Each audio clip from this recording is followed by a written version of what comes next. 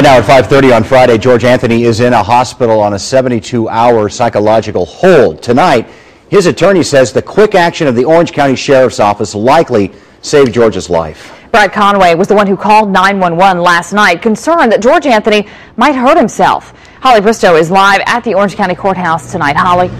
Well, Amy, before Brad Conway called 911, he called Sergeant John Allen of the Orange County Sheriff's Office. He says it's because of John Allen's quick movements, as well as the help of the folks out in Volusia County and the Daytona Beach Police Department, that he feels that George Anthony is still around tonight. He called Sergeant John Allen first because typically a person needs to be missing more than 24 hours, or at least 24 hours, before they'll start a search for him. They knew that time was of the essence in this situation, and he said that's why he got Sergeant John Allen involved.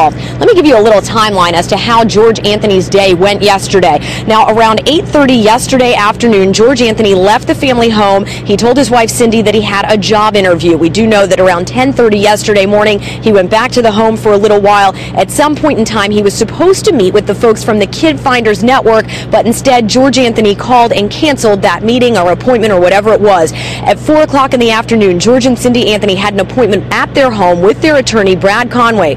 George never showed up. 7:30 rolls around. Cindy Anthony is still meeting with their attorney. No sign of George, and he's not returning to calls or text messages. Now, sometime after 10 o'clock, they're getting very concerned. Cindy starts looking around the house, notices that there's a picture of herself, of Kaylee, and of Casey missing, and then she notices that some of George's medication is gone too. At this point in time, they start freaking out. That's when Brad Conway calls Sergeant John Allen and then calls 911. 11:30, they finally get a text message from George Anthony, and Brad says that it's obvious that this was a cry for help. I'm not going to get specific with the text messages other than to say that they gave us great concern, and they did indicate that he was despondent and depressed and was not in a good place.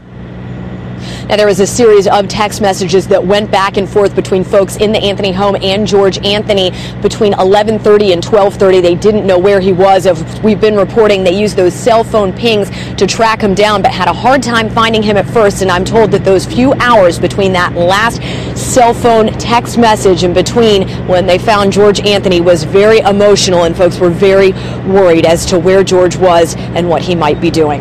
Reporting live at the courthouse tonight, Holly Bristow, Fox at 5.